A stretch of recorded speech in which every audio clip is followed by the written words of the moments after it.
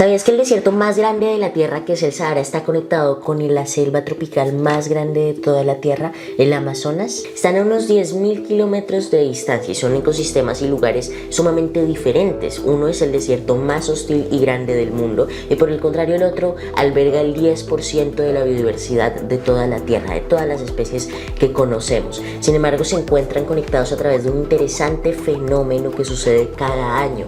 Lo que pasa y sucede es que unas 187 millones de toneladas de polvo del Sahara viajan a través del Atlántico, aunque como tal no se imaginen el polvo del Sahara, no se imaginen la arena del desierto, son pequeñísimas partículas que no logramos ver a simple vista, las vemos solamente cuando se juntan y cuando forman de hecho un fenómeno meteorológico muy conocido que impacta sobre todo en los países y lugares y territorios circundantes y más cercanos al desierto, que se llama la calima, sobre todo por ejemplo en las Islas Canarias y en algunas partes de Europa. Es un fenómeno incluso que también llega a América, a Puerto Rico, a Guatemala, a Estados Unidos incluso y a muchos otros países de la región. Es un fenómeno que cubre el cielo, que vuelve un poco amarillo el entorno y genera una menor visibilidad en esos días cuando todo ese polvo llega a esos territorios. De esas 182 millones de toneladas, unas 27 millones de toneladas se van o se quedan en el Amazonas. ¿Qué sucede con ellas? Pues bien, el Amazonas es un lugar maravilloso en la Tierra. De hecho, empezamos por ahí, por hablar de uno de los dos lugares, de uno de los dos costados del Atlántico. Pues bien, el Amazonas es uno de los lugares más diversos biológicamente de todo el mundo. De hecho, por ejemplo, de lo poco que conocemos, sabemos que unas 60.000 especies de árboles, que llegan a medir algunos hasta más de 100 metros, están en la Amazonía. De hecho, el río Amazonas, el río más caudaloso del mundo y el segundo más largo del mundo después del río Nilo, contiene la mayor diversidad de peces de todo el mundo. Y además también el Amazonas contiene alrededor de un 20% de las especies de aves y también de plantas de todo el planeta, de todas las que conocemos. Es decir, es un lugar repleto de vida. Es tan frondoso en algunos lugares que la luz del sol ni siquiera llega hasta la tierra porque la copa de los árboles, la parte superior de los árboles, la cubre impidiendo que entre. Es decir, es un lugar maravilloso. Y por otra parte, en el otro lado del océano Atlántico tenemos al desierto del Sahara, otro lugar también maravilloso. Cuenta con unos 7 millones de kilómetros cuadrados, llega a más de 11 países de toda África y también de hecho en el desierto del Sahara es donde se desarrolla, donde fluye el río Nilo, precisamente el que antes mencionaba y que es el primero más largo de todo el mundo, aunque por un poquito, unos 250 kilómetros de longitud es lo que divide al río Nilo y al río Amazonas de ser el río más largo del mundo. Pero bien, ¿qué pasa con este fenómeno? Pues lo que pasa es que el Amazonas depende principalmente, o mejor dicho, las plantas del Amazonas dependen de tres factores meteorológicos y del entorno. Por una parte la lluvia, por otra la radiación solar que llega a las plantas y en tercer lugar el fósforo. ¿Qué pasa con el fósforo? Pues que es un nutriente fundamental para el desarrollo y el crecimiento de las plantas de la selva tropical más grande del mundo, que es el Amazonas. ¿Y de dónde sacan ese fósforo? Pues lo que pasa es que precisamente da la casualidad que en el Amazonas hay muy poco fósforo. Es por eso que el fósforo viaja por esos 10.000 kilómetros de distancia y llega finalmente hasta las plantas del Amazonas. Pero como lo decía, este fenómeno en donde viaja todo ese polvo y que ha sido registrado por diversos satélites de la NASA y por diversos otros satélites de otras agencias espaciales, no solamente se queda en la Amazonía, sino que algunos millones de toneladas de polvos llegan hasta Norteamérica prácticamente. Esto lo digo porque me da lugar a dar una reflexión muy interesante sobre nuestro planeta. Tal vez nuestro planeta o es lo suficientemente pequeño o es muy grande tal vez y está conectado entre sí, ¿no? En videos pasados hemos hablado pues de esa relación que tienen diversos lugares de la Tierra a través de las corrientes marinas. Hicimos un video, por ejemplo, en donde explicaba cómo unos paquitos de goma viajaron desde el centro del Pacífico hasta Alaska. Es decir, con estas palabras quiero llegar a la conclusión de que nuestro planeta es único y está conectado entre sí, así que lo que hagamos en un extremo de la Tierra también impactará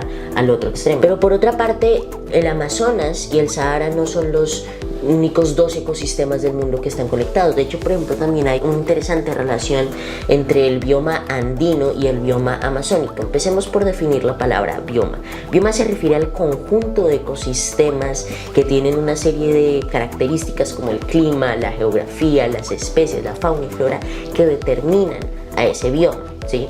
Entonces, cuando nos referimos al bioma andino-amazónico, nos referimos a ese paisaje de montañas, de unas montañas que se extienden por más de 7.000 kilómetros de longitud y que llegan a medir unos 6.000 kilómetros de altura. De hecho, sabían que el Aconcagua es el monte más alto de todo Occidente y está en Argentina precisamente, así como muchos otros montes y montañas que llegan casi hasta las nubes, bueno, que superan las nubes. Entonces, ¿qué tiene que ver esto con el Amazonas? Un territorio de hecho totalmente llano, o digamos en algunas partes parcialmente llano y repleto de vegetación de árboles. Esa misma humedad y esas nubes llegan hasta los Andes precisamente, en donde impactan contra las montañas que no les permiten avanzar, porque son montañas muy altas, como les decía antes. En promedio miden unos 6 kilómetros de altura, es decir, bueno, altísimo.